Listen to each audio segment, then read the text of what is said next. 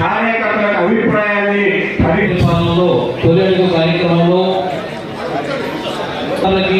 కోకర్తలకి ఈవెంట్కి booth కన్వీనర్లకి కన్వీనర్లకి ITDP యువతకి నారా చంద్రబాబు నాయుడు గారు నారా లోకేష్ గారు పార్టీని నడిపిస్తున్న విషయం కూడా ముత్యాల శ్రీదేవి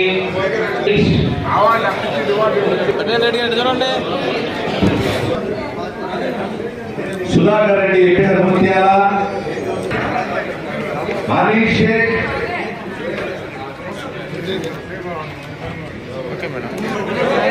మీ కోరుతున్నాం.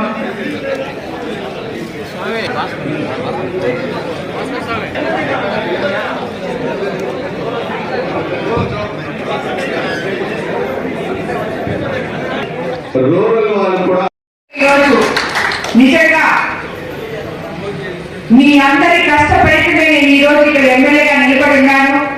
అలాగే మన ప్రభుత్వం అధికారంలోకి రాకముందు మనం ఏవైతే మాట ఇచ్చామో మన ముఖ్యమంత్రి చంద్రబాబు నాయుడు గారు అధికారంలోకి వచ్చినాక ఏమేమైతే చేస్తామని చెప్పారో అవన్నీ కూడా జరిపారు. కానీ ముందుగా ఆయన చెప్పింది కార్యకర్తలే నా బలం, కార్యకర్తే అధినేత అని చెప్పారు. ఈ రోజు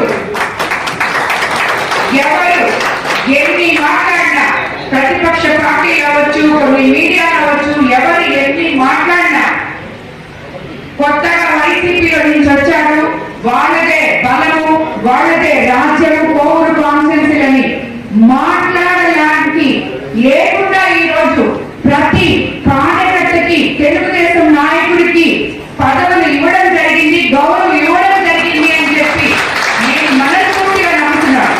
ఎందుకంటే ఏదైతే మనం మాట ఇచ్చామో అవన్నీ కూడా నిలబెట్టుకోవడం జరిగింది. నిలిచిపోయి ఉంటే అంటే రాళ్ళేసి నిలిచిపోయిన అవి కాకుండా మనం సొంతంగా 100 కోట్ల వరకు ఈ రోజు కోవూరు కాన్స్టిట్యున్సీలో అభివృద్ధి పనులు చేసుకోగలం. రాబోయే రోజుల్లో ఇంకా కూడా మనం బుచ్చి మున్సిపాలిటీని సెకండ్ గ్రేడ్ కి అప్గ్రేడ్ చేసుకోగలిగాం. ఇప్పుడు మనకి మున్సిపాలిటీని రాబోయే రోజుల్లో ఇంకా ఉన్నతంగా తీర్చిదిద్దుకోబోతున్నాం. ఒక్క మేడం మమ్మల్ని ఇచ్చేసుకోవడం లేదు, మాకెత్తడం లేదు, మాకేమి ఇదవనీయటం లేదు అని మీరు తిట్టుకోవడం తప్పితే ఇంకా నాకు తెలిసైతే నేను మీకు ఎటువంటి ఇది చేయటం లేదు. అయినప్పుడు నేను చేయలేదు కూడా, మీరు తిట్టుకున్నా కూడా. కాబట్టి మనం ఈ రోజుల్లో మీరందరూ కూడా ఇలాంటి ఉన్నత పదవులు తీసుకోవాలని చెప్పి నేను కోరుకుంటాను. మనకు అందరికీ కూడా తెలుసు, ఒక కాన్స్టిట్యున్సీలో కొన్ని పదవులు ఉంటాయి. ఆ పదవులు ఒకసారి ఒకరికి వస్తాయి, ఇంకోసారి ఇంకొకరికి వస్తాయి రొటేషన్లు. కాబట్టి ఎవరు నిరాశపడాల్సిన పని లేదు. కార్యకర్తే అధినేత అని మనం అనుకుంటే ఒకసారి ప్రతి కార్యకర్త నాయకుడే. ప్రతి ప్రజలకి ఎక్కడ కష్టం వస్తుందో అక్కడ నేను ఉన్నానో ఎంతారో వాళ్ళందరూ కూడా నాయకులే అని చెప్పి నేను చెప్తున్నాను. నాయకత్వ లక్షణమే అది. మనం నాయకుడే అవ్వక్కర్లేదు, మనకు ఒక హోదానే అక్కర్లేదు. 10 మందికి సాయం చేస్తే నువ్వు నాయకుడే కాకుండా పోవు, తప్పకుండా నాయకుడు అవుతావు. వాళ్ళు ఆ 10 మందిలో నిన్ను ఎంతో ఎత్తుగా తీసుకొని మా నాయకుడు అనుకుంటారు. అదే నాయకత్వ లక్షణం.